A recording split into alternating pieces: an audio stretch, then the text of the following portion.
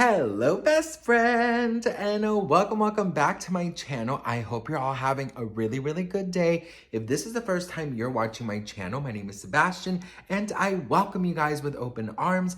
I do pop culture videos every day, so if you're looking for a new messy best friend, well honey, you have found me. So grab a snack, grab a drink, hit that subscribe button. I would be very grateful. You guys, okay. Shit, man.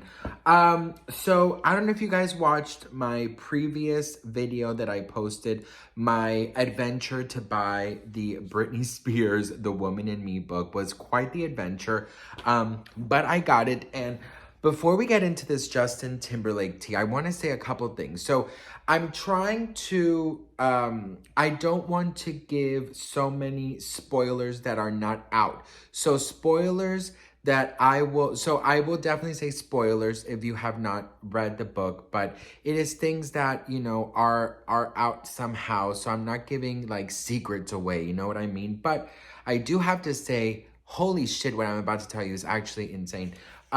Also, you know what's insane? You guys, I got this book just some hours ago and I'm already on page 110. Like, I don't read. I've been very vocal about my dyslexia and my ADHD. I have not read a book since 3rd grade, and that's the truth. I've listened to audiobooks, but I've never like sit down and read an actual book. No, because words jump, you know what I mean? But this book is such a fast-paced book, and it's just insanely good. Please go get it. Okay, so I took this off because I don't want to dirty this. And by the way, I think we now understand what was Project Rose. Look at this. She put it in her book on the hardcover. If you took this off, you would see that it's Project Rose. So, okay, we got to talk about Justin Timberlake, because if before we strongly disliked him, girl, now it's like on another level. Like, I swear it's on another level. I cannot stand that curly-haired mother, okay? I can't, and I won't, and I rebuke it, okay? Okay, so listen. I'm gonna read a couple of things from this, about what the tea is about of Justin Timberlake.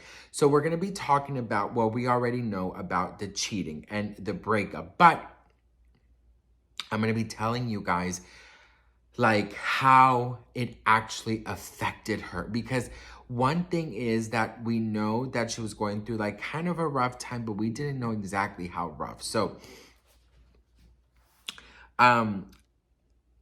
the cheating, right? She says, there were a couple of times during our relationship when I knew Justin had cheated on me, especially because I was so infatuated and so in love. I let it go, even though the tabloids seemed determined to rub my face in it. When NSYNC went to London in 2000, photographers caught him with one of the girls from All Saints in a car, but I never said anything. At the time, we'd only been together for a year. Another time we were in Vegas, and one of my dancers who'd been hanging out with him told me he'd gestured toward a girl and said, yeah, man, I hit that last night. I don't want to say who he was talking about because she's actually very popular and she's married with kids now, so I don't want her to feel bad.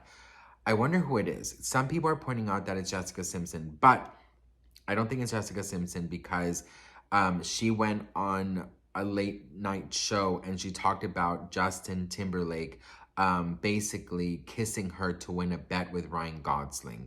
So Justin Timberlake very well. Right. Okay. After divorce and he was out of a relationship, he was like over at my house. Oh. And we shared a nostalgic kiss. And I thought, oh, this is interesting. And he took his phone out and started typing. And I was like, okay, I hope that's not like another girl. Like, did I like stick my tongue out too much, or, you know? But apparently him and Ryan Gosling had a bet on who would kiss me first when they were 12 years old. And so he texted Ryan and said he won the bet. And I was like, oh, okay. So we don't kiss again. Yeah. Wow. That's done. Now, do they know about these stories in the book? I mean, no, but that's just like a little part. Yeah. Well, it's that's not something like else. How much did they bet? Did you ever find out? What? How much did they bet? I don't even know. So, I mean, he's a fucking prick, okay? So it says here, my friend was shocked and believed Justin was only saying it because he was high and felt like bragging. There were rumors about him with various dancers and groupies. I let it all go, but clearly he'd slept around. It was one of those things where you know, but you just don't say anything. So I did. Two, not a lot. One time with Wade Robson, we went out one night and we went to a Spanish bar. We danced and danced, and I made out with him that night. I was loyal to Justin for years and had eyes for him with the one exception, which I admitted to him. That night was chalked up to something that will happen when you're as young as we were. And Justin and I moved past it and stayed together. I thought we were going to be together forever. I hoped we would be. So Justin then goes on to,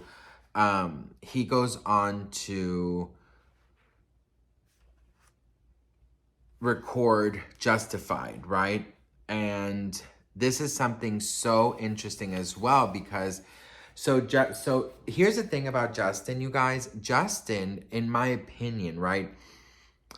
I mean, he was in NSYNC, one of the largest boy bands ever, right? But the one thing that I really fully believe is that, like anyone else in a group who is known to be the lead singer, their egos get so out of control that they don't want to be part of a group anymore. They just want to do it, you know, themselves.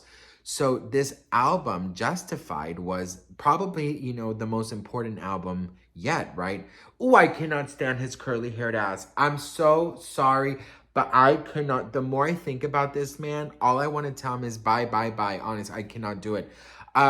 So Britney and Justin were, you know, were still together, but Britney was very well aware that he was allegedly cheating on her a bunch of times, and she stayed silent, right?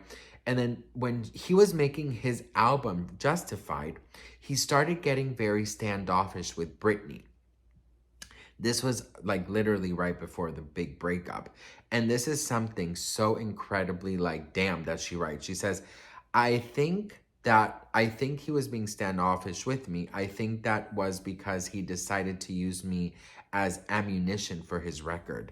And so it made it awkward for him to be around me, staring at him with all the affection and devotion. And then obviously we all know that he broke up with her in the Overprotective remix album, video shoot with the words, you know, it's over. I have to tell you guys something that, you know, Britney is human like everyone, right? And I think because she was so on top of her game, so you have to understand this was back in 2000 and I want to say 2. So this was like 2002, and Britney, she was devastated when this happened, right? We know this. We've listened and we've read what are the experts from the book, the whatever. She was in complete shock with it when this happened. She really thought that they were going to be together forever, especially because, you know, they kind of grew up in this industry. Then she had the baby, she had the abortion. She wanted the baby, but she had the abortion. So she'd already gone through so much emotionally with Justin. And when that breakup happens, she went back home to Kentwood, Louisiana, and she didn't want to talk to anybody. She was literally just like, it says she was comatose. She didn't want to do anything. This was right in the middle of, not in the middle, but towards the end of the Dream Within a Dream tour, which is one of her favorite tours, by the way. So, so she just wanted to cry, and she just wanted to cry. But something that I found so interesting was that Justin flew out to Louisiana to visit Britney, and he had written a letter for her that it was framed, and the last words of the letter is, "It makes me want to cry to think about it. I can't breathe without you." What the fuck does that mean? Prick ass motherfucker. What the fuck does that mean? Like, you break up with her, she goes back home to try and heal, and then you come and you tell her that you can't breathe without her? Like, what in the, if 2 plus 2 is 4 and 5 plus 5 is 10, what the fuck is, what in the ramen noodle hair is going on here, okay, bitch? Anyways, so she writes that she also, she knows that he was a good writer, okay? Because that was exactly how she felt. She says that it almost felt like she was suffocating. Like she couldn't breathe after all that happened. And it says here that the thing is, though, even after I saw him and read the letter, I didn't come out of the trance. So she talks about, this is something super interesting that I think a lot of people feel, is that when you're going through a major breakup, especially when you're young and you're coming out of a breakup that, you know, you thought was going to last forever, you know, it's your first puppy love. They were best friends in the Mickey Mouse Club. They stayed in contact. You know, she says that his family was the loving family she never had, and that she really thought they were going to end up together forever. She then says that, you know, after the breakup, he, you know, hooked up allegedly with 6 or 7 girls after that. And that she, you know, she understood because obviously he had like this appeal. And all in all, she was having a really, really bad moment. It says here that in late July 2002, she had a couple dates left of her tour. And this is so interesting because if you watch the documentary Stages, she is so ready for a 6-month break. Like she was announcing it. She said, I'm taking a break. I'm taking 6 months off, you know, just to be with myself, to hang out with friends and family. And she was very, very emotional. But little did we know, she was going through so much emotionally. She was going through so much, the abortion, the cheating, the breakup, right? She was going through so much. And all we saw was her, you know, having a, you know, what we thought was having a great time on tour. But if you watch Stages, which is on YouTube, you will see that she is so emotional and she's so ready for this tour to end. And also in that documentary, you see that the last stop on the tour was Mexico City. She had 2 nights. The last night got canceled halfway through, which was the last night of the whole tour because of rain. This is huge. She did go back to Louisiana. She felt like she didn't fit in. There's so much, you guys, that I'm gonna be like breaking it down in a lot of videos. But like I said, I'm gonna try and not, you know, I'm gonna spill tea. Okay, I'm gonna spill tea, but I'm gonna do it as respectful as possible because I really want everyone to read this book for themselves. But there's a lot of tea to spill, and it's already all out there. So, you know, I'm gonna do it with the utmost respect and of course, you know, just wanting you guys to really read this because this is insane. She talks about what happened after the breakup. So I'm gonna do another video on that, like life after Justin type of thing. But damn, this book is amazing. And I have to say, like, I'm telling you guys, I'm not a reader. You know, this I keep on repeating it, and I'm sorry, but I'm not a reader. Like, when I read, usually when I've tried to read, like my eyes hurt, the words jump around, like it's a whole thing. Like I could read magazines and articles, you know, short things, but like long things, no. And I mean, honestly, I got it this morning. I look how far I am. I'm on page 110. Like I've already read all of this.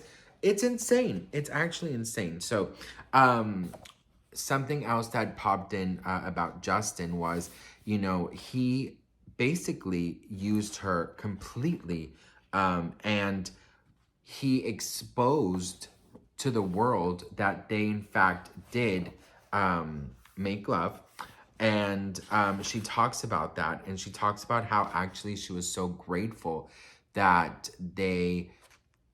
he exposed that in radio interviews, and that she, because for so long her management team, they were trying to kind of paint her as this like virgin, eternal virgin. And she was actually kind of like, happy that he, you know, spoke out and said, yeah, you know, he and her had sexual relations. because it helped her not have to, like, you know, expose that part of her life. But he was just a fucking prick. I mean, he was such a prick. I mean, leaving her after the abortion, leaving her and in a text message, you know, going to visit her afterwards, you know, all of these things. It's insane. It's actually insane. So I'm gonna be spilling a lot more tea, to stay tuned for that. She definitely does say that she's still, you know, she loves Justin, was like her everything. And Justin really, I believe, I mean, I'm not done with the book, so that's why I'm going like little by little with the tea.